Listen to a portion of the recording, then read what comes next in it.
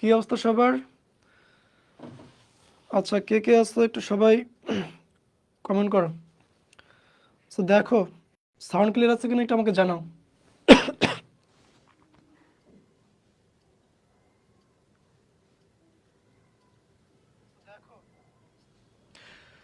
আচ্ছা ঠিক আছে, সাউন্ড ক্লিয়ার আছে। তাহলে দেখো, আজকে আমরা শুরু করব ইতিহাস প্রথম পত্র। আমরা প্রথম পত্রের তৃতীয় অধ্যায়ের, এটা তোমাদের সংক্ষিপ্ত সিলেবাসে আছে, এই তৃতীয় অধ্যায় নিয়ে আলোচনা করব। দেখো, আজকে আমাদের তৃতীয় অধ্যায়ের নাম হচ্ছে কি, তৃতীয় অধ্যায়ের নাম হচ্ছে কি ইংরেজ ঔপনিবেশিক শাসন এবং কি ব্রিটিশ আমল। অর্থাৎ এই যে বেশ কিছু, এই ভারত উপমহাদেশে বেশ কিছু যে বৈদেশিকরা যারা ব্যবসার জন্য এই ভারত উপমহাদেশে এসেছিল, তাদের মধ্যে কি শেষ পর্যন্ত পাল্লা দিয়ে কারা টিকে ছিল, তারা হচ্ছে ইংরেজরা। এই ইংরেজদের কি কি বলা হচ্ছে, ব্রিটিশ বলা হচ্ছে। সেটা হচ্ছে এই অধ্যায়ের আলোচনা হচ্ছে ইংরেজ ঔপনিবেশিক শাসন এবং কি ব্রিটিশ আমল। আচ্ছা, তোমরা কে কে আছো লাইভে একটু জানাও তো আমাকে, কমেন্ট করো।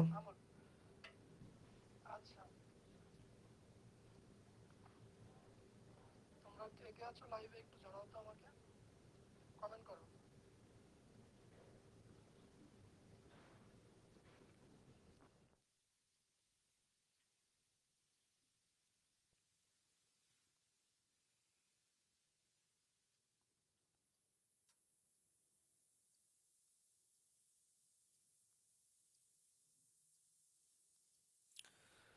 দেখো, তাহলে আমরা শুরু করছি আজকের আলোচনা। দেখো, এই আজকের এই অধ্যায়ের আলোচনা করতে গেলে সর্বপ্রথম আমাদের কি আসছে, 1858 সালে ভারত শাসন আইন এবং কি এর প্রক্রিয়া। অর্থাৎ এই যে ভারতীয় ব্রিটিশ শাসকরা তারা কি 1757 সালে যে পলাশির যুদ্ধ হলো, সেই পলাশির যুদ্ধের মাধ্যমে কি করলো, তারা এই ভারতীয় উপমহাদেশে তাদের শাসনতন্ত্র কায়েম করলো এবং কি তখন থেকে তারা কি এই দেশে, এই ভারতীয় উপমহাদেশে তাদের শাসন পরিচালিত শুরু করেছিল। তারপর দেখো, এই যে ঘটনাগুলো পর্যায়ক্রমে চলে আসছে সেগুলো দেখো। 1818 সালে কি ভারত শাসন আইন ও কি এর প্রক্রিয়া, তো একটা ভারত শাসন আইন তৈরি হলো এবং এর ফলে একটা প্রক্রিয়া তৈরি হচ্ছে বা একটা মতবিরোধ তৈরি হচ্ছে। সেটা দেখো, ভারতে কি করলো, যে ইংরেজ শাসক কি করলো, শাসন প্রক্রিয়াকে 1858 সালে ভারত শাসন আইন ব্যাপক এবং কি যুগান্তকারী পরিবর্তন এনেছিল। সেটা কেমন দেখো, কারণ কি 1857 সালে যে সিপাহী বিদ্রোহ সম্পন্ন হয়, সিপাহী বিদ্রোহ হয়েছিল কত সালে মনে আছে সবার? 1857 সালে কি হয়েছিল, সিপাহী বিদ্রোহ সংগঠিত হয়েছিল। সেই সিপাহী বিদ্রোহের উপমহাদেশে কি ব্রিটিশ সরকারের ভিত কাঁপিয়ে দিয়েছিল। কারণ কি, এই সিপাহী বিদ্রোহের ফলে কি করেছিল, এই যে ইংরেজরা আছে বা ব্রিটিশ যে শাসন আমল ছিল, সেই শাসন আমলের ভিত কি করেছিল, কেঁপে উঠেছিল। কারণ কি, এই সিপাহী বিদ্রোহের ভয়াবহতা ছিল ব্যাপক। এর ফলে কি হলো দেখো, ব্রিটিশ সরকার কি হলো, এই বিদ্রোহ দমন করতে কি বেশ বেগ পেয়েছিল। কারণ কি, এই সিপাহী বিদ্রোহের যে যারা নেতৃত্ব দান করেছিল, তারা কিন্তু ব্যাপক শক্তিশালী ছিল। ফলে কি ইংরেজ শাসককে এই সিপাহী বিদ্রোহ দমন করার জন্য কি ব্যাপক একটা বেগ পেতে হয়েছিল, মানে কি খুবই কষ্ট পেয়েছিল। সিপাহী বিদ্রোহের ঘটনায় কি হয়েছিল, ব্রিটেনের রাজনৈতিক কর্তৃক বুঝতে পারে যে ইস্ট ইন্ডিয়া কোম্পানির মতো কি একটি বাণিজ্যিক প্রতিষ্ঠানের হাতে কি ভারতের মতো বিশাল উপনিবেশের শাসনভার রাখা ঠিক নয়। কি করলো, যে এই যে ব্রিটিশ সরকার তারা বুঝতে পারলো যে আসলে শুধু কি একটা ইস্ট ইন্ডিয়া কোম্পানির মাধ্যমে কি এই সম্পূর্ণ ভারতীয় উপমহাদেশ শাসন করা কি চারটিখানি কথা নয়। অর্থাৎ কি, এই সম্পূর্ণ ভারত উপমহাদেশ শাসন করতে গেলে তাদেরকে এই শাসনতন্ত্রে কিছু একটা পরিবর্তন আনতে হবে। তখন তারা কি করলো, এজন্য তৎকালীন ব্রিটিশ প্রধানমন্ত্রী কে ছিল, ল কি পামারস্টন, পামারস্টন কি করলেন, ব্রিটেনের পার্লামেন্টে কি করলেন, the government of Indian act 1858 কি করলো নামে একটা বিল উত্থাপন করলো। মানে ভারত শাসন আইন নামে কি একটা বিল উত্থাপন করলো। একই বছর কি আগস্টের 2 তারিখ, আগস্টের কত তারিখ, 2 তারিখ, এই তারিখটা মনে রাখি, আগস্টের 2 তারিখ তা পাশ হয়। তাহলে ভারত শাসন আইন 1858 কত সালে কত তারিখে পাশ হয়, দোসরা কি দোসরা 2 তারিখ, আগস্টের 2 তারিখ, অর্থাৎ 2রা আগস্ট কি হয়েছিল, 2রা আগস্ট পাস হয়েছিল। তাহলে তারিখটা মনে রাখতে হবে। এর মাধ্যমে কি হয়েছিল, যে ব্রিটেনের কি করেছিল, মহারানী ভিক্টোরিয়া, তাহলে তৎকালীন ব্রিটেনের রানী কে ছিল, রানী ভিক্টোরিয়া কোম্পানির শাসনের অবসান ঘটিয়ে কি করলো, ভারতের শাসন ব্যবস্থা সরাসরি নিজ হাতে গ্রহণ সংক্রান্ত কি ঘোষণার মাধ্যমে মহারানী কি করলো, ভারতীয় রাজ্যবর্গ এবং কি প্রজা সাধারণের কি ক্ষোভ এবং দুঃখ প্রশমনের লক্ষ্যে বিভিন্ন বিষয়ে প্রতিশ্রুতি আশ্বাস প্রদান করলেন। তাহলে দেখো, এই যে মহারানী ভিক্টোরিয়া ইনি কিন্তু একজন চতুর রানী ছিলেন। তিনি কি করলেন, তিনি কোম্পানির হাত থেকে শাসন ক্ষমতা তিনি নিজের হাতে ক্ষমতা গ্রহণ করলেন এবং নিজ হাতে ক্ষমতা গ্রহণ করে কি করলেন, এই ভারতীয় উপমহাদেশের যে জনসাধারণ ছিল তাদেরকে কি করলো, মূলা ঝুলালো, তাদেরকে বললো যে আমরা তোমাদেরকে একটা সুষ্ঠু শাসন ব্যবস্থা দিব। তারপরে দেখো কি ঘটে। তাহলে আমাদের এখান থেকে কি মনে রাখতে হবে যে 1800, তাহলে ভারত শাসন আইন কত সালে প্রতিষ্ঠিত হয়? 1858 সালে। এবং পাশ হয় কত তারিখে? 2রা আগস্ট। 1858 সালের 2রা আগস্ট পাশ হয়, একই বছর। তাহলে বুঝতে পারছো? আচ্ছা, তো আমাদের তোমাদের যদি কোনো প্রশ্ন থাকে অবশ্যই আমাকে একটু কমেন্টে জানাও।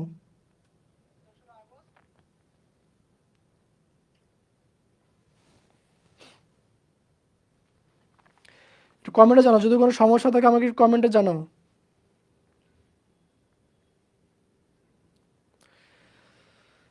আচ্ছা, শুধু 3জন আছে লাইভে, বাকিরা কোথায়?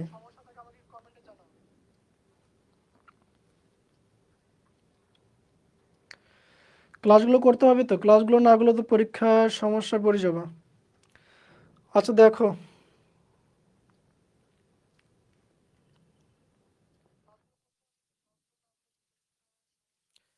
আচ্ছা জুয়েল মিয়া, ঠিক আছে, আচ্ছা ধন্যবাদ। ক্লাসগুলো করো, দেখো মনোযোগ সহকারে ক্লাসগুলো একটু দেখো। তো দেখো আমরা পরবর্তী আলোচনায় যাই। তাহলে বুঝতে পারলে যে ভারত তো কি 1858 সালে ভারত শাসন আইন, এই সম্পর্কে আশা করি কারো প্রশ্ন থাকার কথা না। তাহলে দেখো আমরা পরের স্লাইডে চলে যাচ্ছি। পরে দেখো 1858 সালে সনদের নিম্নরূপ কি কিছু বিধানের কথা বলা হয়েছিল। সেই যে বিধানটার মধ্যে দেখো কিছু বিধান আছে, সেগুলো কি কি? এখন থেকে কি কোম্পানি শাসিত ভারতের শাসন করতে কি ব্রিটিশ সরকারের হাতে থাকবে এবং কি ব্রিটিশ রানীর হাত নামে তা পরিচালিত হবে। অর্থাৎ এই কোম্পানি যে শাসন ছিল, তা ভারতের যে কোম্পানির শাসন ছিল সেটা এখন কার হাতে? রানীর হাতে চলে গেল। তাহলে রানী এই শাসন ক্ষমতা পালন করবে। এবং এরপর কি হচ্ছে, এখন থেকে কোম্পানির কোড অফ ডিক্টেটরের দায়িত্ব এবং কি ক্ষমতা ব্রিটেনের রানীর মুখ্য সচিবের হাতে দেওয়া হবে। তাকে কি সাহায্য করার জন্য 15 সদস্যের, কত সদস্য? এই যে সদস্য সংখ্যাটা মনে রাখো, 15 জন। তাহলে 15 সদস্যের একটি কি কাউন্সিল নিয়োগ দেওয়া হবে এবং কি ভারত সরকার এবং কি ব্রিটেনের সরকার সাথে কি সব রকম যোগাযোগের প্রকৃত মাধ্যম হবেন কি এই মুখ্য সচিব। তাহলে মুখ্য সচিবের সাহায্যে কত সদস্যের একটা তদন্ত কমিটি করা হবে? সেখানে হচ্ছে 15 সদস্যের কি একটা কাউন্সিল নিয়োগ দেওয়া হবে। তাহলে কাউন্সিল নিয়োগ দেওয়া হবে কত সদস্য বিশিষ্ট? 15 সদস্য বিশিষ্ট। এটা কিন্তু মনে রাখতে হবে, তাহলে এটা এমসিকিউতে আসতে পারে। কাউন্সিলটা হবে কি ভারত বিষয়ক উপদেষ্টা কমিটির মতো। মুখ্য সচিবকে কি উপদেষ্টা কাউন্সিলের মতামত ছাড়া কি সরাসরি গোপন নির্দেশনা দেওয়ার ক্ষমতা দেয়া হয়। তাহলে বুঝতে পারছো যে কেমন মূলা ঝুলিয়েছিল। এরপর দেখো মূল কি মুখ্য সচিবের নিয়ন্ত্রণে কি একটি সিভিল সার্ভিস গঠনের কথা বলা হয়। এছাড়া কি বলা হয়েছিল, ব্রিটিশ সরকার কি ইস্ট ইন্ডিয়া কোম্পানির শাসন আমলে কি ভারতীয় রাজন্যবর্গের কি সাথে সম্পাদিত চুক্তি অনুসরণ করবে। তারপর কি বলা হচ্ছে যে ভারতীয় জনগণকে ধর্মীয় বিশ্বাসের প্রতি শ্রদ্ধা প্রদর্শন করতে হবে এবং কি নতুনভাবে কোনো ধর্মীয় সংস্কার নীতি চাপিয়ে দেওয়া হবে না। তার মানে গিয়ে যে দেখো ভারতীয় জনগণকে কি করতেছে, তারা একটা মূলা ঝুলাচ্ছে। এরপর দেখো লর্ড ডালহৌসি প্রবর্তিত কি সাম্রাজ্যবাদী নীতি এবং কি সত্য বিলোপ নীতি কি পরিত্যক্ত হবে। তাহলে লর্ড ডালহৌসি যে প্রবর্তিত সাম্রাজ্যবাদী নীতি করেছিল এবং কি সত্য বিলোপ নীতি করেছিল, সেটাকে কি করা হলো? বিলুপ্ত করা হলো বা পরিত্যক্ত হবে।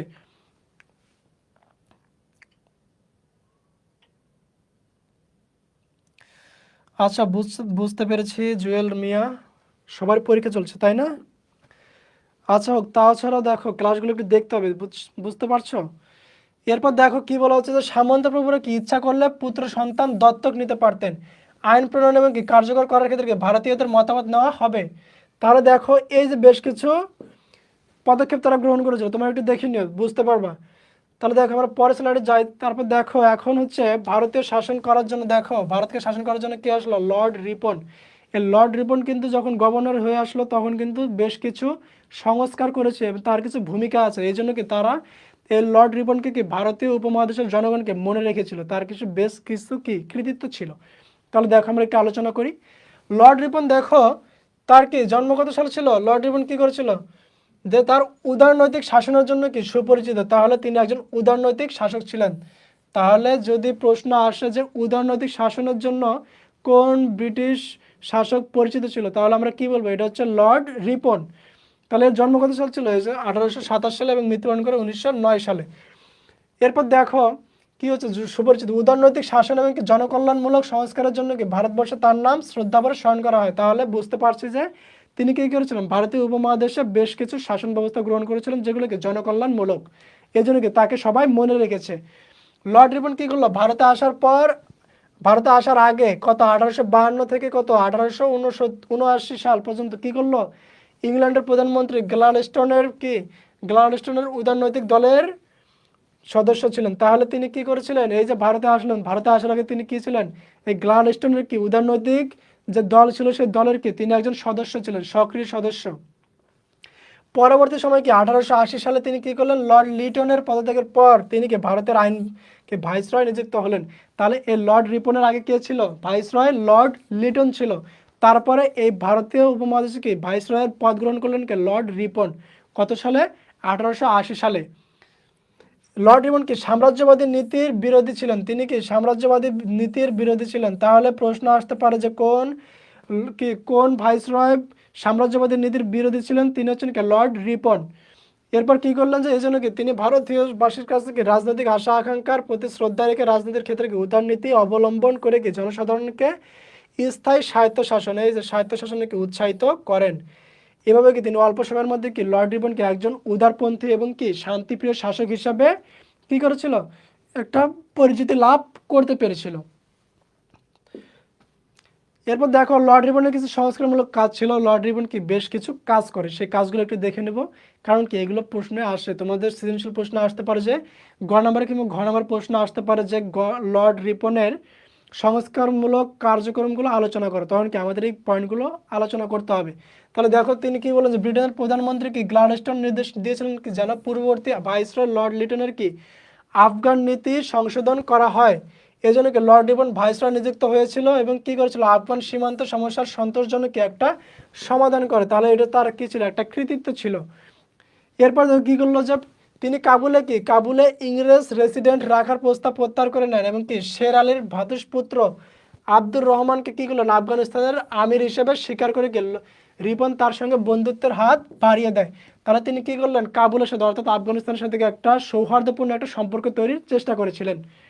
এমনকি লর্ড বেন্টিং এর সময় কি মহীশূর রাজ্য ব্রিটিশ সাম্রাজ্যভুক্ত হলেও কি 1881 সালে রিপন রাজ্যটি কি মহীশূরের হিন্দু রাজবংশের কাছে হস্তান্তর করেন।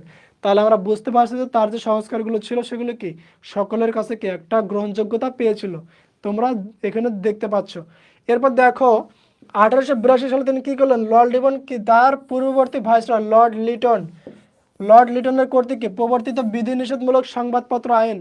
তাহলে এই যে সংবাদপত্র আইন, এই সংবাদপত্র আইনের কিন্তু একটা ঘটনা আছে, সেটা কি দেখো, সংবাদপত্র আইন বলতে কি যে তাদের সময় শুধু কি কিছু সংবাদপত্র থাকবে যেগুলো কি শুধু তাদের খবর প্রচারিত করবে, অর্থাৎ কি অন্য কোনো খবর প্রচার করতে পারবে না, অর্থাৎ সরকারের কোনো সমালোচনা করতে পারবে না।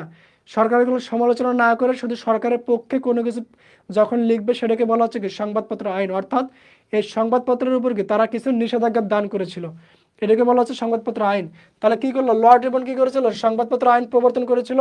কিন্তু 1882 সালে লর্ড রিপন কি করলো, এই লর্ড লিটনের যে সংবাদপত্র আইন আছে সেটাকে তিনি নিষেধাজ্ঞা জারি করলেন। এবং কি দেশীয় ভাষায় প্রকাশিত সংবাদপত্রগুলো কি রাজনৈতিক এবং সামাজিক বিষয়ে কি মতামত প্রকাশের পূর্ণ স্বাধীনতা প্রদান করেন। তার তৃতীয় নম্বর সংস্কারটা কি ছিল, দেখো ভারতের জনগণকে কি আধুনিক শিক্ষার কি সুশিক্ষিত করে কি তোলা এবং কি শিক্ষা ব্যবস্থার উন্নয়ন করবে কি লর্ড রিপন উডস ডেসপ্যাচ এর সুপারিশের আলোকে কি করলো, ভারতের শিক্ষা ব্যবস্থার আমূল সংস্কার করে। তাহলে লর্ড রিপন কি করেছিল, ভারতীয় উপমহাদেশে শিক্ষার একটা ব্যাপক বিস্তৃতি ঘটিয়েছিল। তিনি কি করলেন, শিক্ষার একটা আমূল সংস্কার করেন। তাহলে বুঝতে পারছো যে লর্ড রিপনের কি বেশ কিছু কাজ করেছিল। হান্টার কমিশনের সুপারিশ পথক্রমে কি তিনি ভারতীয় শিক্ষা ব্যবস্থার এবং কি বিশেষ করে প্রাথমিক এবং কি মাধ্যমিক শিক্ষা ব্যবস্থার কি ব্যাপক উন্নয়ন করে হান্টার কমিশনের মাধ্যমে। এই হান্টার কমিশনে কিন্তু বেশ কিছু কাজ করেছিল শিক্ষাক্ষেত্রে। সাধারণ শিক্ষা এবং কি বৃত্তিমূলক শিক্ষা, এই দুই ধরনের কি শিক্ষা ব্যবস্থার সুপারিশ করে। তাহলে লর্ড রিপন কয় ধরনের সুবিধার শিক্ষা ব্যবস্থার কথা প্রচলন করেন, তিনি হচ্ছে দুই ধরনের, একটা হচ্ছে কি সাধারণ শিক্ষা এবং কি বৃত্তিমূলক শিক্ষা। তাহলে এটা মনে রাখতে হবে যে লর্ড রিপন শিক্ষা ব্যবস্থার ক্ষেত্রে কয়টি পদ্ধতি অবলম্বন করেন, একটা হচ্ছে প্রাথমিক শিক্ষা আর একটা কি বৃত্তিমূলক শিক্ষা বা সাধারণ শিক্ষা। ভারতে কি নারী শিক্ষার করুণ দশা লক্ষ্য করে কি গ্রাম এবং শহরাঞ্চলে স্থানীয় প্রশাসনকে নারীদের জন্য অন্তত প্রাথমিক স্তরে শিক্ষা নিশ্চিত করার জন্য কি ব্যবস্থা নেওয়ার সুপারিশ এই হান্টার কমিশন গ্রহণ করেছিল। তাহলে লর্ড রিপনের দেখো একটি উল্লেখযোগ্য সংস্কার হলো কি 1882 সালে স্থানীয় স্বায়ত্তশাসনমূলক কি আইন সেটা কি প্রণয়ন করেন, স্থানীয় স্বায়ত্তশাসন বিষয়ক আইন প্রণয়ন করে কি 1882 সালে লর্ড রিপন। তাহলে এটাও মনে রাখতে হবে।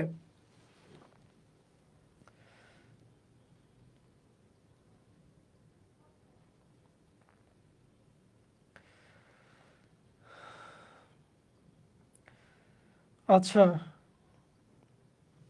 খাদিজাতুল কুবরা, আচ্ছা ঠিক আছে, ক্লাস করো। তারপর দেখো কি বলছে, লর্ড রিপনকে ভারত ত্যাগ করেন এবং কি 1884 সালে। তাহলে লর্ড রিপন কত সালে ভারত ত্যাগ করে? 1884। এই যে 1884, এই তারিখটা মনে রাখবে, এই সালটা 1884। এটা কিন্তু গুরুত্বপূর্ণ একটা সাল, এটা কিন্তু প্রায় সময় প্রশ্ন আসে, পরীক্ষায় আসে যে লর্ড রিপন কত সালে ভারত ত্যাগ করে, তাহলে কত? 1884 সালে, এটা কিন্তু মনে রাখতে হবে। আচ্ছা, তার আগে একটু কমেন্টে জানাও তো তোমাদের কি ক্লাস বুঝতে কোনো সমস্যা হচ্ছে কিনা, আমাকে একটু বলো। তোমাদের ক্লাস বিষয়ে কোনো প্রশ্ন আছে, কিংবা তোমাদের ক্লাস বুঝতে কিংবা কোনো টপিক বুঝতে সমস্যা হচ্ছে কিনা, বা আমি তোমাদেরকে ডিটেলসে বোঝাতে পারতেছি কিনা, একটু জানাও তো আমাকে, একটু কমেন্ট করো, একটু দ্রুত জানাও সবাই। যারা যারা ক্লাস করছে একটু দ্রুত জানাও যে তোমাদের কোনো বিষয় বুঝতে সমস্যা হচ্ছে কিনা, কিংবা কোনো তোমাদের কিছু জানার আছে কিনা, একটু যারা জানাও আমাকে দ্রুত।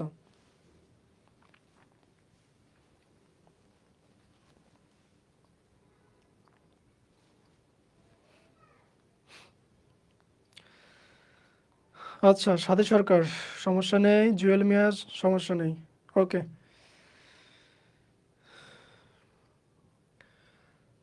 আচ্ছা, স্যার অথবা ভাইয়া দুইটাই বলতে পারো, সমস্যা নেই, আমি তোমাদের মাত্র 1 বছরের সিনিয়র, বুঝতে পারছো?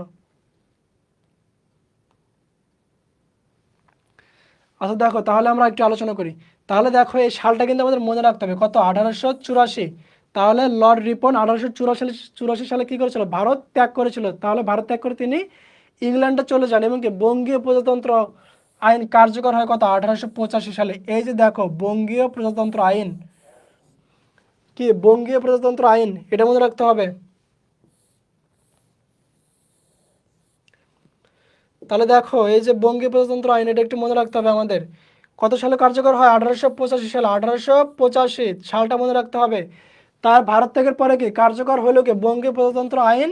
কি হয়েছিল? তার শাসন আমলের কি একটি আইন প্রণয়নের সর্ব প্রক্রিয়া কি সম্পন্ন করেছিলেন, এবং কি উল্লেখযোগ্য একটা কীর্তি। তাহলে এই যে বঙ্গীয় প্রজাতন্ত্র আইন কে কার্যকর করেছিল, প্রশ্ন আসতে পারে যে বঙ্গীয় প্রজাতন্ত্র আইন কে প্রচলন করেছিল 1885 সালে? সেটা হচ্ছে কে? লর্ড রিপন।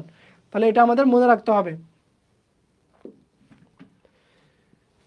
তারপর দেখো, লর্ড রিপনের পরে কি আসলো? লর্ড কার্জন আসলো।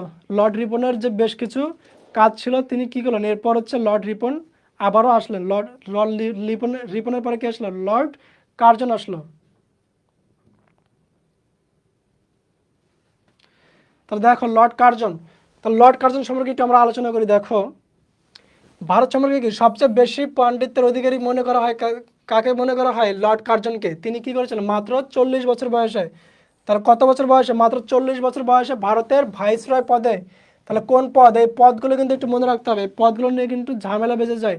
ভাইসরয়, গভর্নর, এই বিষয়গুলো একটু গ্যামজাম লেগে যায়, এই জন্য কি পদগুলো একটু মনে রাখতে হবে। তাহলে লর্ড কার্জন কে ছিল? একজন ভাইসরয় ছিল। তিনি ভাইসরয় হিসেবে কি ভারতে আসেন। তাহলে কত বছর বয়সে? মাত্র 40 বছর বয়সে। তাহলে মাত্র 40 বছর বয়সে আসেন। তারপর কি হচ্ছে? ব্রিটিশ সাম্রাজ্যের কি সবচেয়ে সমৃদ্ধ উপনিবেশ ভারতের কি আগে এত কম বয়সে আর কেউ ভাইসরয় নিযুক্ত হননি। তাহলে তিনি সবচেয়ে সর্বকনিষ্ঠ একজনকে ভাইসরয় পদে নিযুক্ত হয়েছিলেন মাত্র 40 বছর বয়সে। তারপর দেখো, ভারতের নিয়োগ পাওয়ার আগে কি কার্জন এখানে 4 বার আসে। তাহলে ভারতের নিয়োগ পাওয়ার আগে কতবার আসে? কতবার আসে? 4 বার। তাহলে এটাও কিন্তু মনে রাখতে হবে যে লর্ড কার্জন কি করেছিল? ভাইসরয় নিযুক্ত হওয়ার আগে ভারতে কতবার এসেছিল? টোটাল 4 বার এসেছিল। তিনি কি তরুণ বয়সে ইরান এবং কি তুর্কমেনিস্তান, শ্রীলঙ্কা এবং কি কোরিয়া, চীন, জাপান ভ্রমণ করেছিলেন। তাহলে তিনি বেশ কয়েকটি দেশ ভ্রমণ করেছিলেন। ওই বৈদেশিক নীতি বিশ্লেষক হিসেবে কি মর্যাদা এনে দেয়। তাহলে ভারতের ভাইসরয় হওয়ার আগে কি কার্জন পার্লামেন্টের সদস্য হিসেবে কি সাউথ পোর্ট এলাকার কি প্রতিনিধিত্ব করেছে কত? 1886 সালে। তিনি 1891 থেকে কি 92 সালে কি ভারতের জন্য পার্লামেন্টারি আন্ডার সেক্রেটারি, এবং কি পরে 1895 থেকে 98 কি ফরেন আন্ডার সেক্রেটারি হিসেবে দায়িত্ব পালন করেন। এই যে দুইটা দেখো, দুইটা পদ, একটা কি পার্লামেন্টারি আন্ডার সেক্রেটারি, একটা কি ফরেন আন্ডার সেক্রেটারি হিসেবে কি দায়িত্ব পালন করে। দুইটা সাল আছে এখানে, দুইটা সময়। একটা হচ্ছে 1891 থেকে 92, আরেকটা কি 95 থেকে 98। তাহলে দেখো, এই লর্ড কার্জনে কিন্তু কিছু সংস্কারমূলক কাজ করে লর্ড রিপনের মতো। দেখো তার সংস্কারগুলো কি কি ছিল, এটা আমরা সংক্ষিপ্তভাবে দেখে নেই। সীমান্ত নীতি ছিল, তারপরে কি রাজনৈতিক সংস্কার করেছিল, প্রশাসনিক সংস্কার ছিল কিছু, সামরিক সংস্কার করেছিল কিছু, তারপরে কি অর্থনৈতিক সংস্কার ছিল বেশ কিছু, শিল্প এবং যাতায়াত এবং কৃষি সংস্কার করেছিল, তারপরে কি ভূমি বিষয়ে কিছু সংস্কার করে, তারপরে কি বিচার ব্যবস্থায় তার কিছু অবদান আছে। এছাড়া কি সাংস্কৃতিক সংস্কার, শিক্ষাক্ষেত্রে এই লর্ড কার্জন বেশ কিছু ভূমিকা পালন করে, এবং কি বঙ্গভঙ্গের ক্ষেত্রেও কি লর্ড কার্জনের ভূমিকা বেশ গুরুত্বপূর্ণ। তাহলে লর্ড কার্জন প্রথমত পরিচিতি কি জন্য? এই বঙ্গভঙ্গের জন্য লর্ড কার্জন পরিচিতি লাভ করে।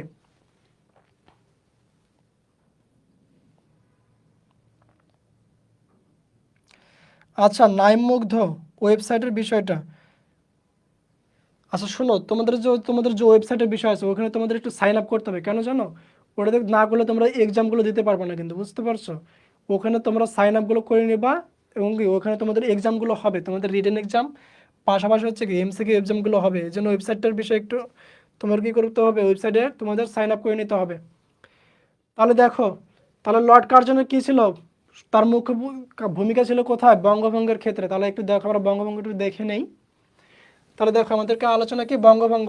তাহলে দেখো 1854 সালে কি পরিকল্পনা এবং কি 1901 সালের প্রস্তাবের ভিত্তিতে কি লর্ড কার্জন 1905 সালের কত, 5 সালের 16 অক্টোবর, এই যে দেখো 5 সালের 16 অক্টোবর, খুবই গুরুত্বপূর্ণ দুটো তারিখ এবং সাল। তাহলে কি করেছিলেন? 1905 সালের 16 অক্টোবর বঙ্গভঙ্গ কার্যকর করেন। তাহলে বঙ্গভঙ্গ কার্যকর হয় কত সালে? 1905 সালের কত তারিখ? 16 অক্টোবর। তাহলে এই যে 16 অক্টোবর এবং 1905 সাল, এই দুইটা জিনিস মনে রাখতে হবে। পরীক্ষায় কিন্তু বেশ সময় আসে, প্রায় অধিকাংশ সময় পরীক্ষা দিয়ে থাকে যে কত সালে কি বঙ্গভঙ্গ কার্যকর হয়। তাহলে কত? 1905 সালের কত তারিখ? 16 অক্টোবর। কোন হিসাবে? 1954 সালের পরিকল্পনা এবং কি 1901 সালের প্রস্তাবের ভিত্তিতে। ভারতের প্রশাসনিক বিন্যাস সাধন কি এবং ভাগকর শাসনকর নীতি, এই যে ভাগকর শাসনকর নীতি বাস্তবায়নে কি ব্রিটিশরা বঙ্গভঙ্গ ঘোষণা করেন।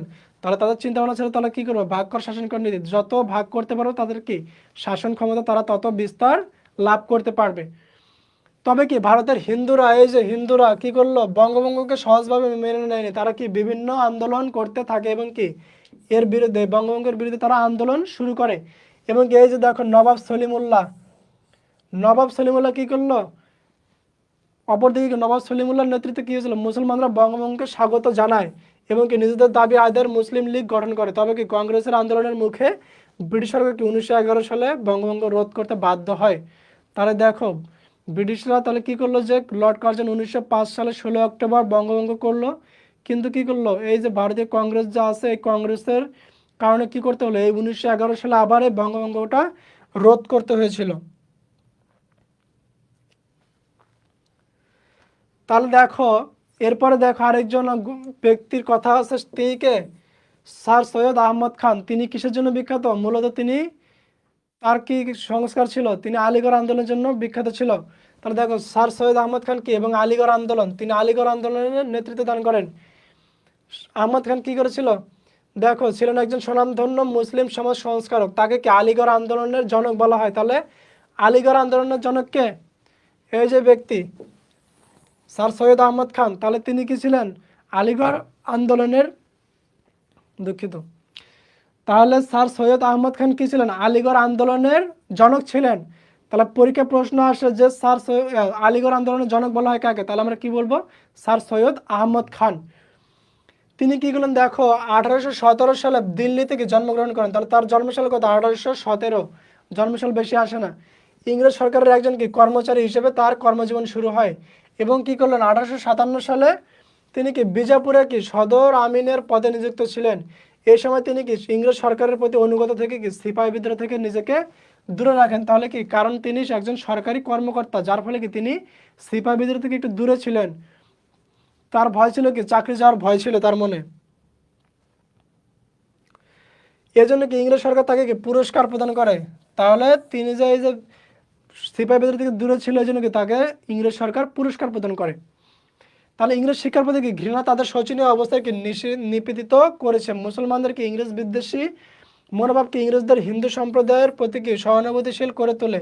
এজন্য কি তিনি মুসলিম সম্প্রদায়ের সাথে কি ইংরেজ জাতির সম্পর্ক উন্নয়নের জন্য কি অপর জোর দেন। তাহলে মুসলমানদের সাথে কি সম্পর্ক ভালো করার জন্য তিনি কি করেছিলেন, তিনি একটু জোর প্রদান করেছিলেন। পাশাপাশি কি মুসলমানদের সার্বিক উন্নয়নের লক্ষ্যে পাশ্চাত্য শিক্ষা, তার মানে কি এই যে পাশ্চাত্য শিক্ষা গ্রহণের জন্য কি উদ্বুদ্ধ করেন। এবং কি মুসলমান সম্প্রদায়ের মধ্যে কি রাজনৈতিক, সামাজিক এবং কি সাংস্কৃতিক সকল ক্ষেত্রে কি গতিশীল ভাবধারা প্রচারের জন্য কি তিনি যে আন্দোলনের সূচনা করেন তা কি সকলের কাছে আলীগড় আন্দোলন নামে পরিচিত। তাহলে আলীগড় আন্দোলনের মূল বিষয় কি ছিল? একটা কি পাশ্চাত্য শিক্ষা ব্যবস্থা গ্রহণ করা, অর্থাৎ কি রাজনৈতিক, সামাজিক এবং কি অর্থনৈতিক ক্ষেত্রে এই মুসলমানদেরকে অগ্রগতি সাধন করা, এটা ছিল আলীগড় আন্দোলনের মূল কারণ। এখন দেখো আলীগড় আন্দোলন, স্যার সৈয়দ আহমদ কি আলীগড় আন্দোলনের মূল উদ্দেশ্য ছিল কি মুসলমানদের উদ্ধার এবং কি পুনর্জাগরণ করা, অর্থাৎ ইংরেজি শিক্ষা সংস্কৃতি গ্রহণ না করে কি মুসলমানরা কি সর্বক্ষেত্রে পিছিয়ে পড়ে, এর জন্য তিনি কি করলেন? ইংরেজি শিক্ষা গ্রহণ করতে উদ্বুদ্ধ করলেন এবং কি তাদের সংস্কৃতি গ্রহণ করতে উদ্বুদ্ধ করলেন এবং কি তৎকালীন মুসলমান সম্প্রদায়কে শোচনীয় দুরবস্থা থেকে তাদেরকে পরিত্রাণ করার জন্য কি সৈয়দ আহমদ খান জরুরি বলে মনে করেন। এ লক্ষ্যে কি আলীগড় আন্দোলনের মাধ্যমে কি সৈয়দ আহমদ ইংরেজি সরকার এবং কি মুসলমান সম্প্রদায়ের মধ্যে একটা সম্প্রীতি স্থাপনে ব্রতী হন। আবার কি মুসলমানদের সর্বক্ষেত্রে আধুনিক করে তোলার জন্য কি তাদের মধ্যে কি আধুনিক শিক্ষার বিস্তারের যত্নবান হন। মোট কথা কি মুসলমানদের মধ্যে কি রাজনৈতিক, সামাজিক এবং কি সাংস্কৃতিক সকল ক্ষেত্রে প্রগতিশীল ভাবধারা প্রসারের উদ্দেশ্যে কি আলীগড় আন্দোলনের পরিচালিত হয়েছিল। তাহলে বুঝতে পারলাম যে আলীগড় আন্দোলনের মূল বিষয় কি ছিল? মুসলমানদের শিক্ষিত করা, অর্থাৎ কি তাদের ইংরেজি বিষয় শিক্ষিত করতে হবে এবং কি সংস্কৃতি বিষয় তাদেরকে উদ্বুদ্ধ করতে হবে। এগুলো ছিল কি আলীগড় আন্দোলনের মূল আলোচনা।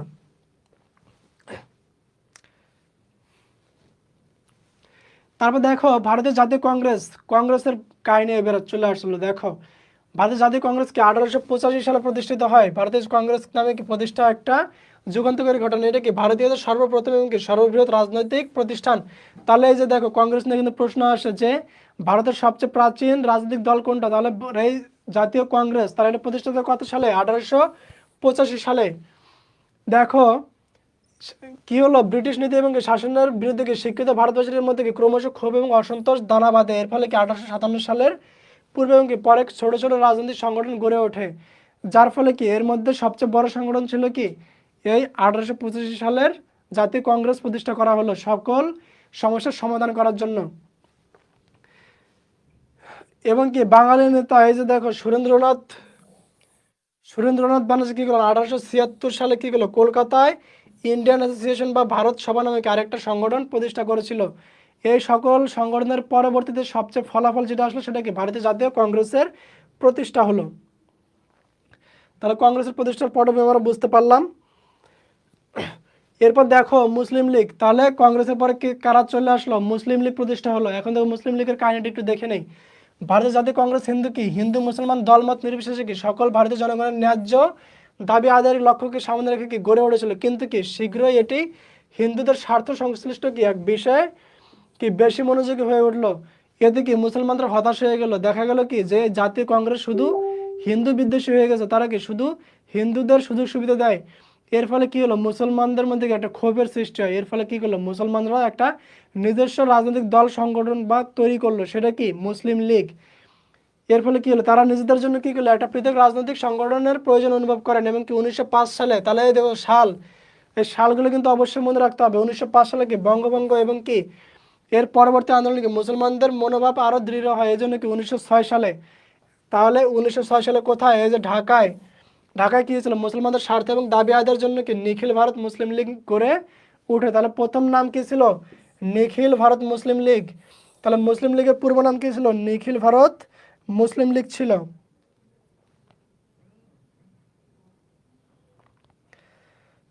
তাহলে আমরা বুঝতে পারলাম কি যে মুসলিম লীগের পূর্ব নাম কি ছিল? নিখিল ভারত মুসলিম লীগ। প্রতিষ্ঠা কত সালে? 1906 সালে। কোথায়?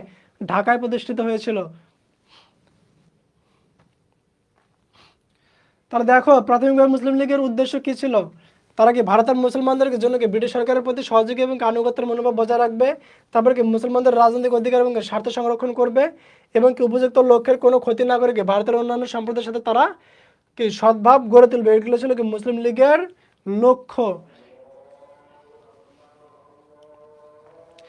আচ্ছা আজান দিচ্ছে, একটা 1 মিনিট বিরতি নেই, আমরা 1 মিনিট পরে আবার আসছি।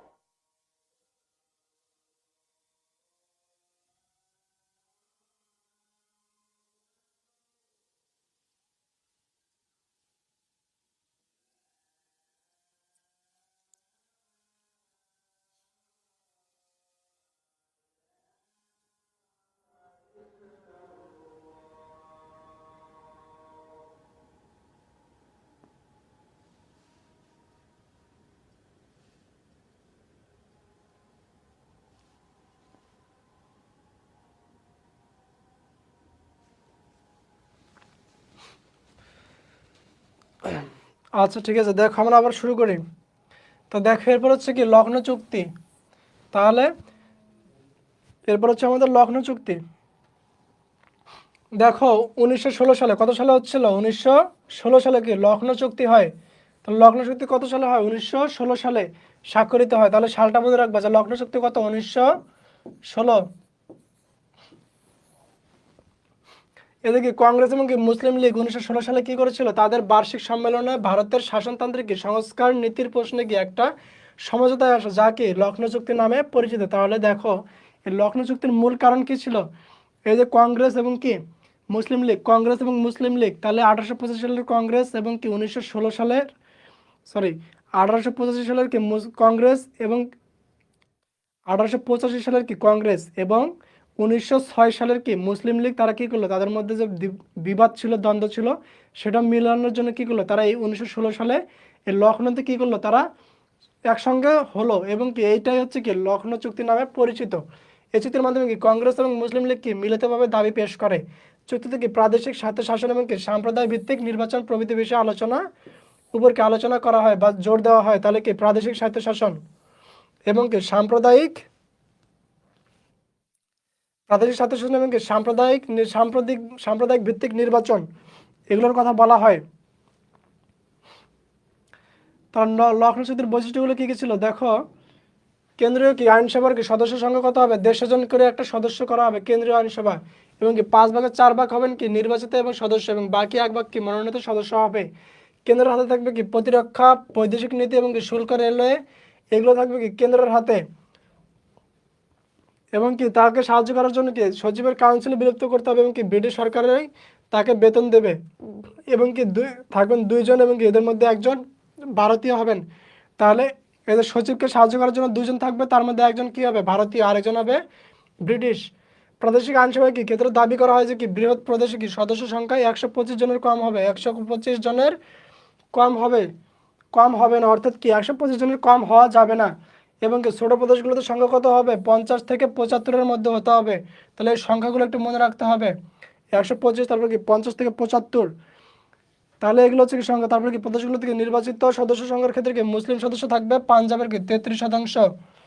পার্সেন্টেজগুলো তো আসে না, এগুলো ওইভাবে মনে রাখতে হবে, জাস্ট একটু পড়ে নিবা রিডিংগুলো। তারপর কি লখনৌ চুক্তিতে কি সিদ্ধান্ত নেওয়া হয়েছে কি কেন্দ্রীয় বা প্রাদেশিক আইন কি পরিষদে কোনো সম্প্রদায়ের কি স্বার্থ সংশ্লিষ্ট কোনো বিল কখনো কি গৃহীত হবে না যদি কি উক্ত সম্প্রদায়ের 3/4 কি সদস্য সেই বিলের বিরোধিতা করে। এরপরে কি প্রাদেশিক স্বায়ত্তশাসনকে প্রতিষ্ঠার জন্য কি কংগ্রেস এবং মুসলিম লীগ কি করবে, একত্রে কাজ করার সিদ্ধান্ত নেয়।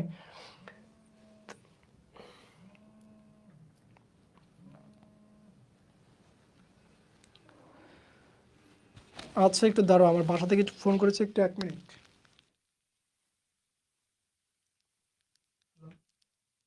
আব্বু আমি কোচিং আছে, ক্লাস নিচ্ছি, একটু পরে ফোন দিই। আমি কোচিং এ ক্লাস নিচ্ছি, পরে ফোন দিচ্ছি।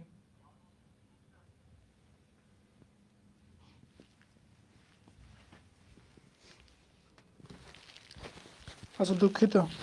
তাহলে দেখো, তাহলে বুঝতে পারছো কি চুক্তিতে দাবি করা হয় যে কি ডোমিনিয়ন সরকার সময়ের কি সঙ্গে ব্রিটিশ সরকারের কি উপনিবেশ মন্ত্রীর যে সম্পর্ক ভারত সরকারের সাথে কি তা ভারত সচিবের সম্পর্ক কি হতে হবে অনুরূপ। তাহলে বুঝতে পারছো যে লখনৌ চুক্তির কিছু কাজ ছিল। এরপর দেখো খেলাফত এবং কি অসহযোগ আন্দোলন। তাহলে এরপর কি খেলাফত এবং অসহযোগ আন্দোলন চলে আসে। তবে 1858 সালে কি পর কি ইংরেজ প্রতিক্রিয়াশীল শাসনের ফলে কি আবহমান হিন্দু মুসলিম সাম্প্রদায়িক কি সম্প্রীতির অনেক অবনতি ঘটে, এবং কি এই আন্দোলনের ফলে কি ভারতের হিন্দু এবং মুসলমান কি উভয় সম্প্রদায়কে কি বের করে এনে আবার কি ঐক্যবদ্ধভাবে ব্রিটিশ বিরোধীকে আন্দোলন করার জন্য সুযোগ করে দেয়। তাহলে কি করছে দেখো, এখন হচ্ছে কি এই যে এরা কি করছে, ভারতীয়রা কি করছে, এই ব্রিটিশদের বিরুদ্ধে তারা আন্দোলন গড়ে তুলছে, তারা কি করছে অসহযোগ আন্দোলনের ডাক দিচ্ছে। এর ফলে কি হচ্ছে দেখো, তুরস্কের খলিফা তুরস্কের খলিফাকে মুসলিম বিশ্বের ঐক্যের প্রতীক হিসেবে কি মনে করা হতো। কিন্তু প্রথম বিশ্বযুদ্ধে কি তুরস্ক কি করেছিল, ব্রিটিশের নেতৃত্বে গঠিত মিত্রশক্তির বিরুদ্ধে এবং কি জার্মানির পক্ষে অবতীর্ণ হওয়ার ফলে কি ভারতীয় মুসলমানদের মনে কি করেছিল, একটা দ্বৈত আনুগত্যের প্রশ্ন দেখা দেয়। এবং কি পরে আবার কি করলো দেখো, এই আন্দোলনের ফলে কি ইতিহাসে কি খেলাফত আন্দোলন কি নামে পরিচিত ছিল সেটা কি দেখো, মহাযুদ্ধের সময় কি ভারতের মুসলমানগণ কি করলো, ব্রিটিশ সরকারকে এই শর্তে সমর্থন দেয় যে কি ব্রিটিশ সরকার যুদ্ধ শেষে কি তুরস্কের খলিফার কোনো ক্ষতি করবে না। কিন্তু কি করলো দেখো, যুদ্ধ তুরস্কের পরাজয়ের ফলে কি করলো মুসলমানগণ এক ফলে কি ব্রিটিশরা সেই প্রতিশ্রুতি মেনে চলেনি। তাহলে দেখো এই যে ভারতীয় মুসলমান যারা আসছিল, মুসলমান এবং হিন্দুরা, তারা কি করলো যে তারা এই ভারতীয় মুসলমানরা ব্রিটিশদের তাদের কাছে কি প্রতিশ্রুতি করলো যে যদি তারা কি করে এই তুরস্কের যে যুদ্ধের পর কি তুরস্কের কি কি কোনো ক্ষতি করবে না। কিন্তু কি করলো, তুরস্ক যখন পরাজয় হলো প্রথম বিশ্বযুদ্ধে, ইংরেজরা কি করলো তাদের ক্ষতি সাধন করলো, তাদের প্রস্তাব মেনে নেয়নি। এটাকে কি করলো, এর ফলে কি হলো, সেজন্য তুরস্কের খলিফার মর্যাদা রক্ষার জন্য কি ভারতীয় মুসলমান কি করলো এক আন্দোলন গড়ে তোলে, তাকে কি বলা হচ্ছে, খেলাফত আন্দোলন বলা হচ্ছে।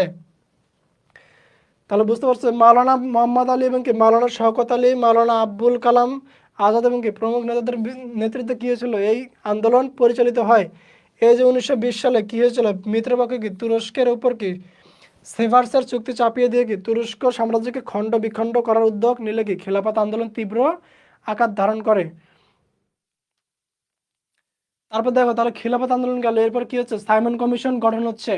সাইমন কমিশনটা দেখো 1919 সালে কি মন্টেগু চেমসফোর্ড কি করলো, সংস্কার আইন ভারতের কি শাসনতান্ত্রিক সমস্যার সমাধানে কি ব্যর্থ হয়। তাহলে 1919 সালে যে মন্টেগু চেমসফোর্ড যে সংস্কার আইন ছিল সেটা কি ভারতীয় শাসনতান্ত্রিক সমস্যার সমাধানে কি ব্যর্থ হয়েছিল। ফলে কি হলো, এ বিষয়ে পুনরায় ব্যবস্থা গ্রহণের উদ্দেশ্যে কি ভাইসরয় লর্ড আরউইন কি করলো 1927 সালে জন সাইমনের নেতৃত্বে, তাহলে জন সাইমনের নেতৃত্বে কি করলো একটা পার্লামেন্টারি কমিশন নিয়োগ করেন জন সাইমনের নেতৃত্বে। কিন্তু কি করলো, সাইমন কমিশনে কি কোনো ভারতীয় প্রতিনিধিত্ব না থাকে কি করলো কংগ্রেস এবং মুসলিম লীগ। এই যে দেখো এরা কিন্তু এখন ভাই ভাই হয়ে গেছে।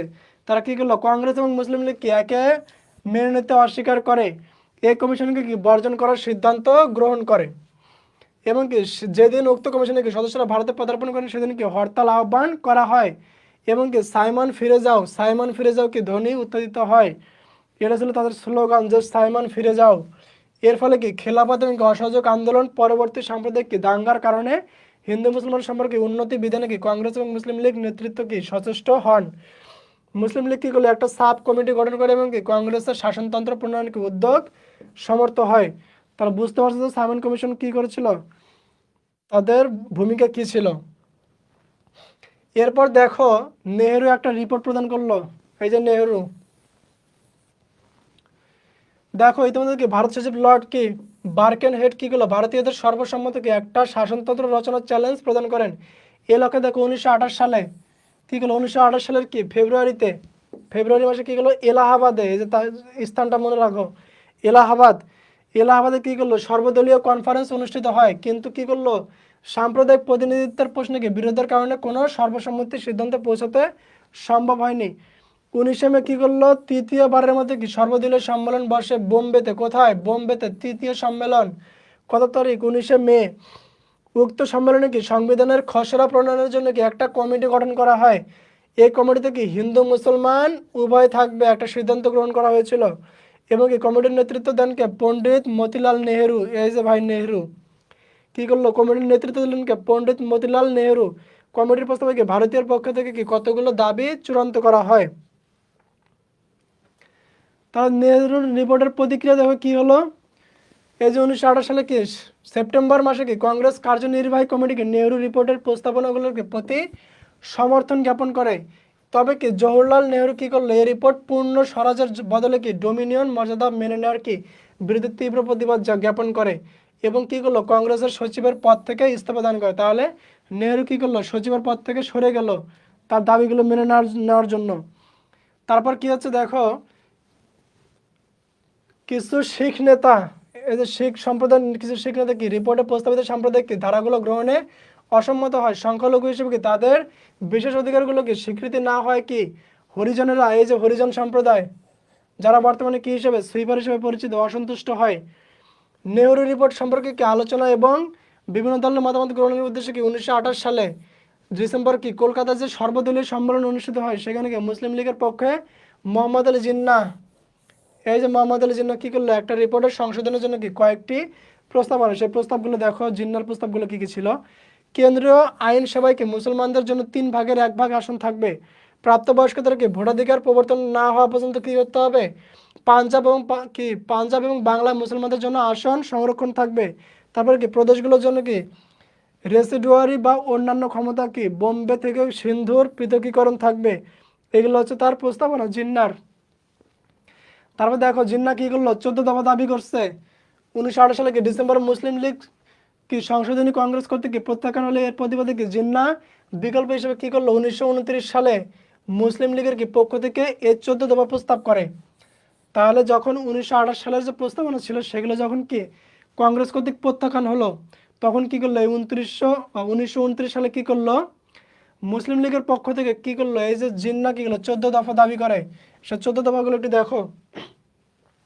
ভবিষ্যৎকে শাসনতন্ত্রের গঠন হবে কি ফেডারেল পদ্ধতিতে, রেসিডুয়ালি বা অন্যান্য ক্ষমতা থাকবে কার হাতে, প্রদেশের হাতে থাকবে।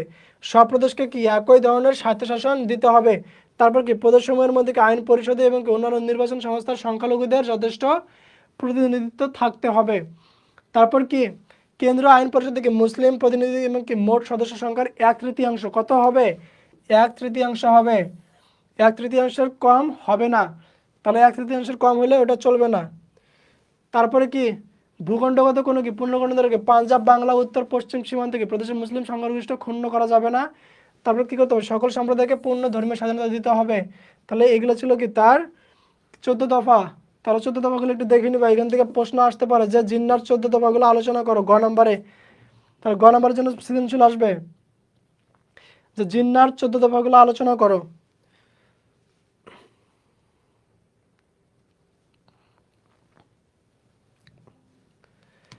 তাহলে জিন্নার 14 দফা বুঝতে পারলো। এখন দেখো গোল টেবিল বৈঠক তারা কি করলো, তারা বেশ কিছু নেতাকর্মী মিলে কিছু গোল টেবিল বৈঠক করছিল। সেখানে গোল টেবিল বৈঠক হয়েছিল কয়টা, মোট 3টা বৈঠক হয়েছিল। সে 3টা আলোচনা একটু করবো। দেখো 1930 সালের কি কংগ্রেসের নেতৃত্বে ভারতে আইন অমান্য আন্দোলন, এই যে আইন অমান্য আন্দোলন চলছিল, তাহলে কত সালে 1930 সালে আইন অমান্য আন্দোলন 1930। সে বছরে কি মে মাসে কি সাইমন কমিশনের রিপোর্ট প্রকাশিত হলে কি হয়, ভারতের সমস্ত রাজনৈতিক দল এই রিপোর্টের কি সুপারিশ গ্রহণে অসম্মতি জ্ঞাপন করে। তাহলে সাইমন কমিশন যে রিপোর্ট দিল সেটা কি করলো, ভারতের সমস্ত রাজনৈতিক দল কি করলো, প্রত্যাখ্যান করলো, তারা গ্রহণ করতে চায় নাই। এবং কি সরকার লন্ডনকে ভারতের বিভিন্ন রাজনৈতিক দলের প্রতিনিধিদের নিয়ে কি এক গোল টেবিল বৈঠক আহ্বান করে। কি হচ্ছে দেখো অসম্মতি জ্ঞাপন করলে কি ব্রিটিশ সরকার লন্ডনে একটা বৈঠক জ্ঞাপন করে। তাহলে দেখো সাইমন কমিশন যে একটা রিপোর্ট প্রকাশ করলো, এই রিপোর্টটা কি এই ভারতের রাজনৈতিক দলগুলো প্রত্যাখ্যান করেছে, তারা এটা মানে নাই। এর ফলে কি করলো ব্রিটিশ সরকার তাদেরকে লন্ডনে ডাকলো কিছু নেতাকর্মীকে, যে আসো আমাদের সাথে বৈঠক করো, আমরা আলোচনা করবো। সেটাকে বলা হচ্ছে কি গোল টেবিল বৈঠক বলা হচ্ছে। তাহলে কয়টা অধিবেশন বসে, 3টা অধিবেশন হয়। তাহলে সেগুলো একটু দেখি আমরা। দেখো প্রথম গোল টেবিল বৈঠক এটা কত সালে হয়, 1930 সালের 12ই নভেম্বর। তাহলে প্রশ্ন আসে যে প্রথম গোল টেবিল বৈঠক কত তারিখে হয়, 1930 সালের 12ই নভেম্বর। অধিবেশনে কি ব্রিটেনের রাজনৈতিক দলগুলো কি পক্ষে 16 এবং কি ভারতীয় রাজন্যবর্গের কতজন, 13 জন, এবং কি ব্রিটিশ শাসিত ভারত থেকে 57 জন, কি মোট 89 জন। এই যে সংখ্যাগুলো একটু মনে রাখতে হবে। তাহলে ব্রিটিশদের পক্ষে কতজন ছিল, 16 জন, ভারতের পক্ষে কত ছিল, 13 জন, এবং কি ব্রিটিশ শাসিত ভারত থেকে কতজন, 57 জন, মোট 89 জন সদস্য যোগ দেয় এই গোলটেবিল বৈঠকে।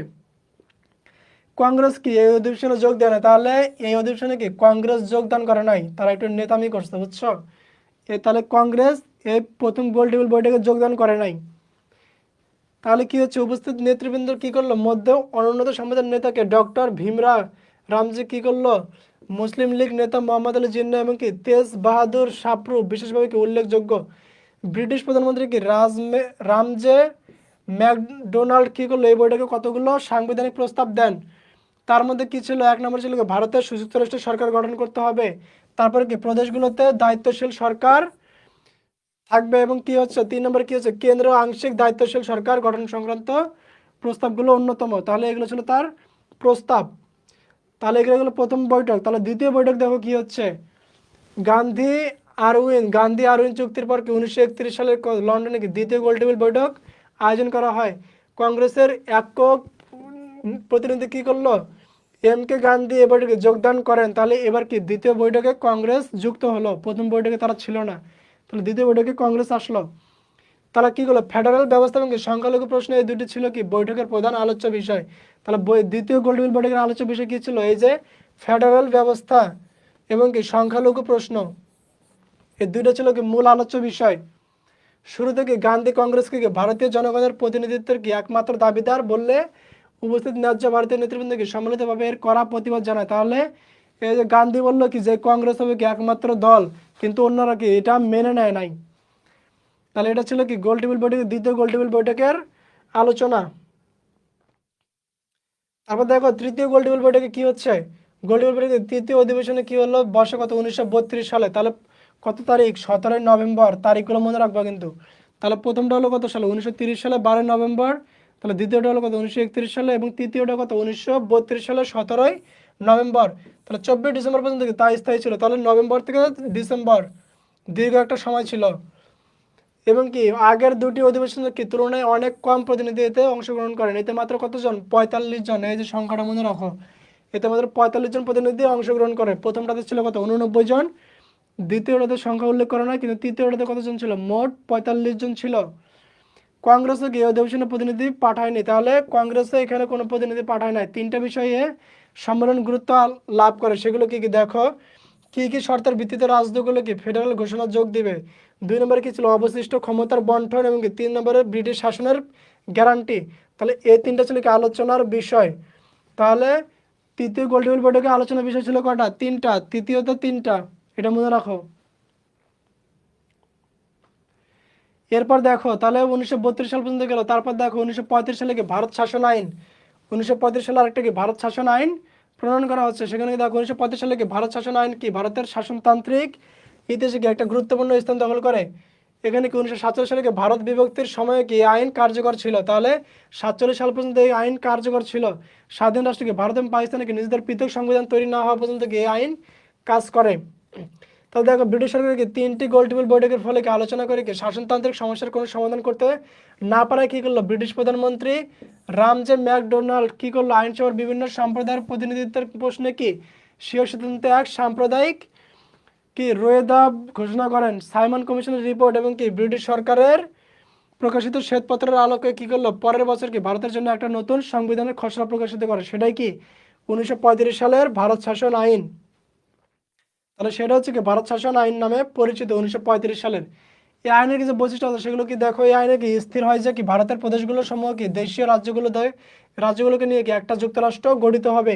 যুক্তরাষ্ট্রের শাসনভার গভর্নর জেনারেল এবং কি তার মন্ত্রিসভার হাতে ন্যস্ত থাকবে। তারপরে কি কেন্দ্র সরকারের শাসন কার্য কি সংরক্ষিত এবং কি হস্তান্তরিত এই দুই ভাগে বিভক্ত হবে। তাহলে এগুলো ছিল কি এখানেকার মূল আলোচনা বিষয়। তারপর কি ছিল, ক্ষমতার এই বন্টন কি দ্বারা কেন্দ্র দ্বৈত শাসন প্রবর্তনের পরিকল্পনা করা হয়। এরপর কি ছিল, এই আইনে কি গভর্নর জেনারেলকে কি করতে হবে, স্বেচ্ছাচারী ক্ষমতাও দেওয়া হয়। তিনি কি ইচ্ছা করলে আইনসভার কি পরামর্শ না নিয়ে কি করতে পারবেন, মন্ত্রিসভা ভেঙে দিতে পারবেন। এটা ছিল কি তার ক্ষমতা। তারপর কি আছে দেখো, যুক্তরাষ্ট্রকে দেশীয় রাজ্যগুলোর কি যোগদান স্বেচ্ছামূলক করা হয়। আইনে কি এটা বলা হয় যে কি ফেডারেল আইনসভার কি উচ্চ পরিষদের কি মোট আসন সংখ্যার অর্ধেক কি দেশীয় রাজ্যগুলো কি দ্বারা পূর্ণ না হওয়া পর্যন্ত কি যুক্তরাষ্ট্র গঠিত হবে না। তাহলে এগুলো ছিল কি এই ভারত শাসন আইনের বৈশিষ্ট্য। তাহলে এই বৈশিষ্ট্যগুলো একটু তোমরা দেখে নিও। অনেকগুলো বৈশিষ্ট্য আছে, কিন্তু এখান থেকে প্রশ্ন আসে যে ভারত শাসন আইন 1935-এর বৈশিষ্ট্যগুলো কি কি আলোচনা করো, গ নম্বরে আসে বা ঘ নম্বরে আসে, তোমরা একটু দেখে নেবে সবগুলা।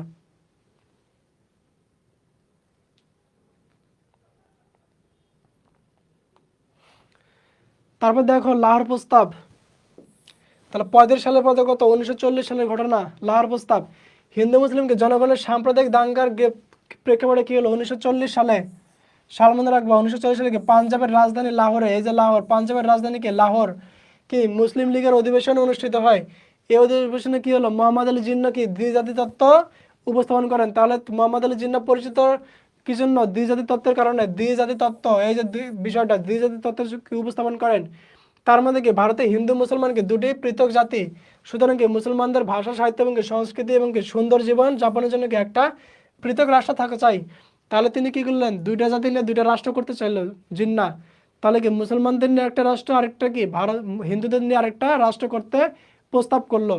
এটা ছিল লাহোর প্রস্তাবের মূল বিষয়।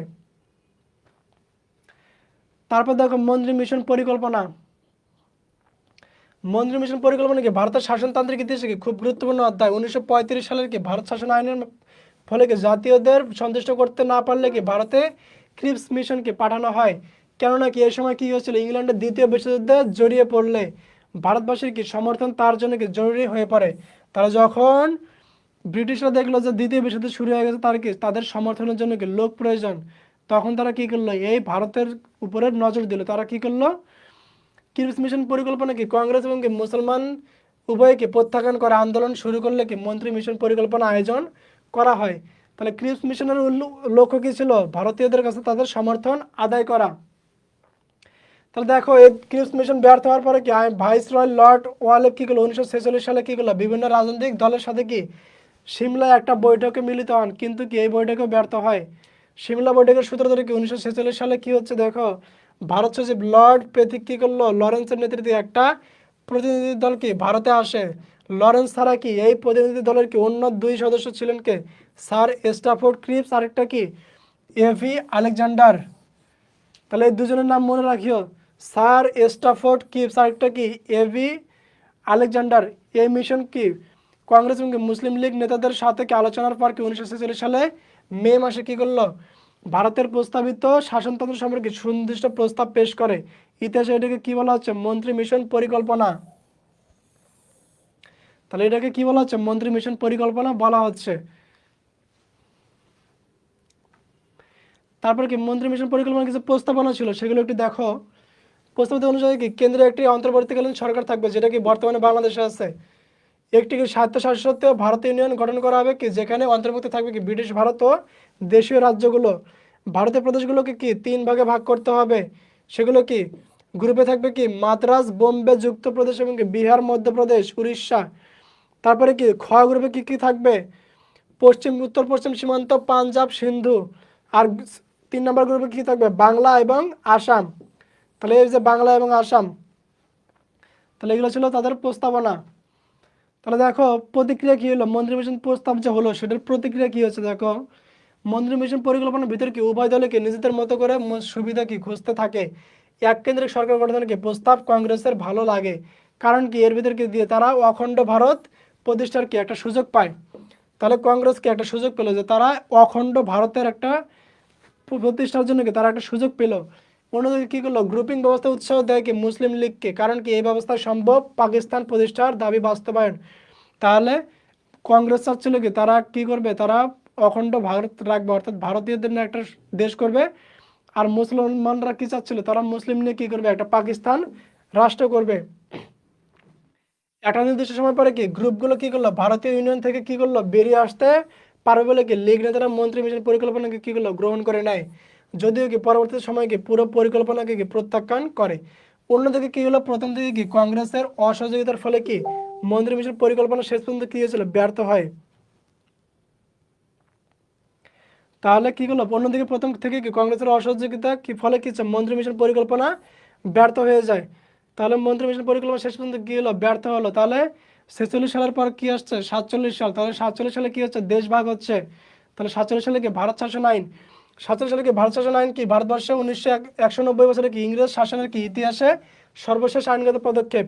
এই আইনের মাধ্যমে কি হচ্ছে, ব্রিটিশ সরকার কি দ্বিজাতি তত্ত্বের কি ভিত্তিতে ভারতকে দুটি ডোমিনিয়নে কি বিভক্ত করার মাধ্যমে কি স্বাধীনতা প্রদান করে।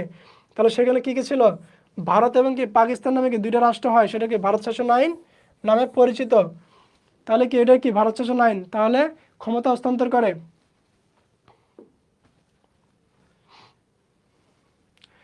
তাহলে দেখো লর্ড মাউন্টব্যাটেন এবং কি কংগ্রেসের দৃষ্টিভঙ্গি কেমন ছিল।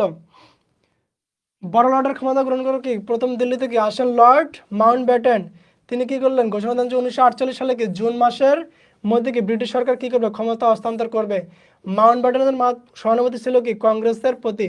তাহলে এই যে মাউন্টব্যাটেন, তার সহযোগিতা কি ছিল, তার দৃষ্টিভঙ্গি ছিল বা স্বজনপ্রীতি ছিল কার প্রতি, কংগ্রেসের প্রতি। তারা এই মাউন্টব্যাটেনকে মুসলিম লীগকে পছন্দ করে নাই, তার পছন্দ কি ছিল, কংগ্রেস।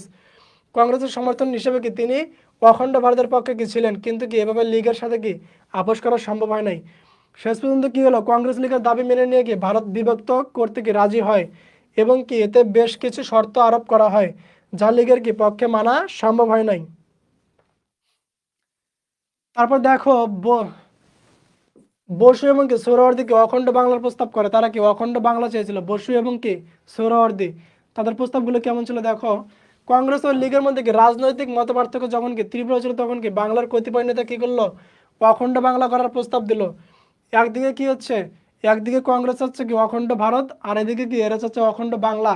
তাহলে অখণ্ড বাংলা প্রস্তাব প্রথম উত্থাপন করেন কে? হোসেন শহীদ সোহরাওয়ার্দী এবং কি বেশ কয়েকজন প্রাদেশিক কংগ্রেস নেতা এই প্রস্তাবকে কি সমর্থন করে। তাহলে প্রথম উত্থাপন করে কে? হোসেন শহীদ সোহরাওয়ার্দী। তাহলে এটা মনে রাখতে হবে। তাদের মধ্যে আর কয়েকজন কে ছিল? শরৎচন্দ্র বসু, কিরণ শঙ্কর রায়, এরা ছিল তার সাথে সাহায্যকৃত করেছিল। মুসলিম লীগ নেতা দেখো আবুল হাশেম এই প্রস্তাবকে কি সমর্থন করেন। শরৎচন্দ্র বসুর কি সক্রিয় সমর্থনের কারণে কি ছিল? প্রস্তাবটি বসু সোহরাওয়ার্দী প্রস্তাব নামে পরিচিত হয়। তাহলে এই যে শরৎচন্দ্র বসু, এই শরৎচন্দ্র বসুর নামের সাথে আর সোহরাওয়ার্দীর নাম মিলিয়ে কি করা হলো? এটাকে বসু সোহরাওয়ার্দী প্রস্তাব করা হলো অখণ্ড বাংলার জন্য। তাহলে কি হলো? তারা এই অখণ্ড বাংলার প্রস্তাব করে। তাহলে দেখো এখন ভারত স্বাধীনতা আইনের ফলাফল কি হলো? এই যে 47 যে ভারত স্বাধীনতা আইন করা হলো, এটার ফলাফল কি হচ্ছে দেখো। এই ভারত স্বাধীনতা আইনের মধ্যে দিয়ে কি হচ্ছে? 1947 সালের কি 14 এবং কি 15 আগস্ট। তাহলে এই 14 আগস্ট কি 14 এবং 15 আগস্টের মাধ্যমে কি যত করে পাকিস্তান এবং কি ভারত নামে কি দুইটা রাষ্ট্রের জন্ম হয়। তাহলে পাকিস্তানের স্বাধীনতা দিবস কত তারিখ? 14 ডিসেম্বর, 14 আগস্ট। আর ভারতের কথা 15 আগস্ট। আগেই কি 1935 সালের কি ভারত শাসন আইনের কথা বলা হয়েছে, কিন্তু কি হচ্ছে এই শাসন কি আইন নেই, কি অনেক পরিবর্তন এবং সংস্কার করে কি 1947 সালে নতুন একটা আইন করা হয়। এই আইনের কি তিনটা ফলাফল আছে। ফলাফল কটা? তিনটা ফলাফল। তাহলে তিনটা ফলাফল কি দেখো। পাকিস্তান এবং কি ভারত নামে দুইটা ভিন্ন ডোমিনিয়ন কি স্থাপন করা হয় এবং কি এই ডোমিনিয়ন কি দুইটি ছিল কি সমান মর্যাদা সম্পন্ন। এবং কি 1935 সালের আইন অনুযায়ী কি গঠিত আইনসভা কি হবে? গণপরিষদের মর্যাদা লাভ করবে। এবং কি এই পরিষদের কি হবে? উপর দায়িত্ব ছিল কি দেশের জন্য শাসনতন্ত্র প্রণয়ন করা।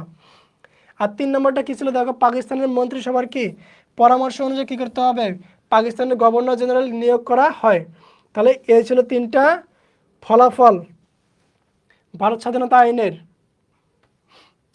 তাহলে প্রধান ধারাসমূহ, তাহলে ভারত স্বাধীনতা আইনের কি প্রধান কিছু ধারা ছিল সেগুলো একটু দেখো এক নজরে। কি ব্রিটেনের প্রধান কি উপনিবেশ কি ভারতীয় ইউনিয়ন এবং কি পাকিস্তান নামে কি দুইটি সম্পূর্ণ স্বাধীন ডোমিনিয়ন বিভক্ত হবে এবং কি 47 সালের কি 15 আগস্ট থেকে এটি স্বাধীনতা কার্যকর হবে। বাংলা এবং কি পাঞ্জাব বিভক্ত হয়ে কি দুই স্বাধীন ডোমিনিয়ন যুক্ত হবে। ব্রিটেনের রানীর প্রতিনিধির প্রতীক হিসেবে কি উভয় ডোমিনিয়নে কি দুইজন গভর্নর থাকবে। দুজন গভর্নর জেনারেল কি নির্বাচিত হবেন এবং কি এদের হাতে ডোমিনিয়নের কি কর্তৃত্ব হস্তান্তর করতে হবে। আবার কি আছে দেখো, উভয় ডোমিনিয়নকে অন্তর্ভুক্ত নির্বাচিত আইন পরিষদ সমূহ কি করতে হবে? স্বাধীনতা লাভের পর কি সংবিধান সভার মর্যাদা লাভ করবে। তারপরে কি 47 সালে যে 15 আগস্টের পর থেকে কি দেশীয় রাজ্যগুলোর উপর কি ব্রিটিশ সরকারের কি কর্তৃত্বের অবসান ঘটবে এবং কি এই রাজ্যগুলো তাদের ইচ্ছা মতো ভারতীয় ইউনিয়ন কিংবা পাকিস্তানের কি যোগদান করতে পারবে। তাহলে দেখো এই ভারত স্বাধীনতা আইনের ফলে কি হচ্ছে? ব্রিটিশদের ক্ষমতা হস্তান্তর হয়ে গেল। তাহলে এখন দেখো ভারত স্বাধীনতা আইনের তাৎপর্য বা গুরুত্ব কি ছিল। এর ফলে কি হলো? 1947 সালে কি ভারত স্বাধীনতা আইনের ফলে কি রাজনৈতিক এবং শাসনতান্ত্রিক সমস্যার সমাধান হয় এবং কি এই আইনের মাধ্যমে কি সুদীর্ঘ 190 বছরের ইংরেজ শাসন কত থেকে 57 থেকে 47 প্রায় 200 বছরের কি একটা শাসন বিলুপ্ত হয় এবং কি দুইটা রাষ্ট্রের উদ্ভব ঘটে। এই আইন দ্বারা কি গভর্নর জেনারেল এবং কি গভর্নরের স্বেচ্ছাচারী ক্ষমতাকে বিলুপ্ত করা হয়। তারপরে কি হচ্ছে? সশস্ত্র কি স্বাধীনতা যুদ্ধ বা বিনা রক্তপাতে কি আইন দ্বারা দুটি স্বাধীন রাষ্ট্রের জন্ম হয়। তাহলে বুঝতে পারছো যে কি ভারত স্বাধীনতা আইনের মাধ্যমে কি হলো? দুইটা দেশের জন্ম হলো এবং কি সকল সমস্যার সমাধান হলো এবং কি হলো? ইংরেজরা এই দেশ থেকে চলে যেতে বাধ্য হলো। এটা ছিল কি মূল ফলাফল। তাহলে কি হলো? পাকিস্তান এবং ভারত নামে কি দুইটা রাষ্ট্রের উদ্ভব হলো। তাহলে 47 সালে ভারত স্বাধীনতা আইন কি করলো? ইতিহাসে এক তাৎপর্যপূর্ণ ঘটনা, সেটা কি দেখো। এই আইনে কি ভারত স্বাধীনতা সংগ্রামের কি ইতিহাসে গুরুত্বপূর্ণ অধ্যায়ের সূচনা করে। 57 সালের পরে থেকে পলাশী যুদ্ধ যা সূচিত হয় কি তার 47 সালের ভারত স্বাধীনতা আইনের তার কি সমাপ্তি ঘটে। তাহলে 1757 সালে যেটা শুরু হয়েছিল এই 1947 সালে কি সেটা শেষ হয়। ব্রিটিশ রাজ্যের কি নিয়ন্ত্রণ মুক্ত হয়ে গিয়ে ভারতবর্ষকে ভারত এবং পাকিস্তানকে দুইটা সার্বভৌম রাষ্ট্রের অভ্যুত্থান ঘটে এবং কি 1947 সালে 14 আগস্ট দিল্লি থেকে অনুষ্ঠিত গণপরিষদের অধিবেশনে কি এই পরিষদকে ব্রিটিশ কমনওয়েলথ এর অংশ হিসেবে ভারতের কি পূর্ণ স্বাধীনতা ঘোষণা করে। তাহলে বুঝতে পারলে কি যে এই ভারত স্বাধীনতা আইনের ফলে কি হলো? দুইটা রাষ্ট্রের জন্ম হলো, একটা কি ভারত এবং কি পাকিস্তান। তাহলে পাকিস্তানের স্বাধীনতা দিবস কত? 14 আগস্ট। আর ভারতের কত? 15 আগস্ট। তাহলে আজকের এই অধ্যায়ের আলোচনাগুলো কি ছিল? ইংরেজ শাসন নিয়ে, তারা কিভাবে শাসন করেছে এবং কি তাদের শাসনের অবসান ঘটলো কিভাবে, সেই বিষয়গুলো এখানে আলোচনা করা হয়েছিল। তাহলে আজকের এই বিষয়গুলোতে যে বিষয়গুলো আলোচনা করা হয়েছে আজকের এই অধ্যায়ে, সেই বিষয়গুলো তোমরা অবশ্যই ভালো মতো দেখে নেবে। কারণ কি জানো, তোমাদের এই অধ্যায় থেকে কিন্তু তোমাদের এখন যেরকম তোমাদের ফাইনাল পরীক্ষায় হেল্প হবে, ঠিক তেমনই তোমাদের অ্যাডমিশনের সময় কিন্তু এখান থেকে বেশ কিছু জিকে প্রশ্ন আসে। এই জন্য এই অধ্যায়টা যারা ভালোভাবে এখন পড়ে রাখবা, তোমরা কিন্তু তোমাদের ফাইনাল পরীক্ষাতে বেনিফিট পাবা, প্লাস কি তোমাদের অ্যাডমিশনেও কিন্তু এখান থেকে বেশ কিছু জিকে তোমাদের কভার হয়ে যাবে। এই জন্য কি তোমাদের পাঠ্য বইগুলো যেগুলো আছে, যেমন পরিণতি, ইতিহাস, সমাজবিজ্ঞান কিংবা মনোবিজ্ঞান, এই পাঠ্য বইগুলো কিন্তু ভালোভাবে পড়তে হবে। কারণ কি এখান থেকে প্রায় তোমাদের কি 30 থেকে 40% এমসিকিউ তোমাদের জিকেতে আসে। এজন্য এখন থেকে কি তোমাদের একাডেমিকের পাশাপাশি কি এই বিষয়গুলো ভালোভাবে পড়ে নিতে হবে, কোনো কি গ্যাপ রাখা যাবে না। তাহলে আশা করছি আজকের অধ্যায় থেকে কি তোমাদের কোনো প্রশ্ন থাকার কথা না। যদি কারো কোনো সমস্যা থাকে, কোনো কিছু জানতে ইচ্ছে হয়, তাহলে অবশ্যই কি আমাকে কমেন্টে জানাবে, তোমাদের সকল প্রশ্নের উত্তর দিয়ে দেব। তাহলে ইনশাআল্লাহ আগামী ক্লাস পর্যন্ত সকলে সুস্থ থাকে এবং সকলের দীর্ঘায়ু কামনা করে এখানে শেষ করছি। আল্লাহ হাফিজ, দেখা হচ্ছে নেক্সট ক্লাসে।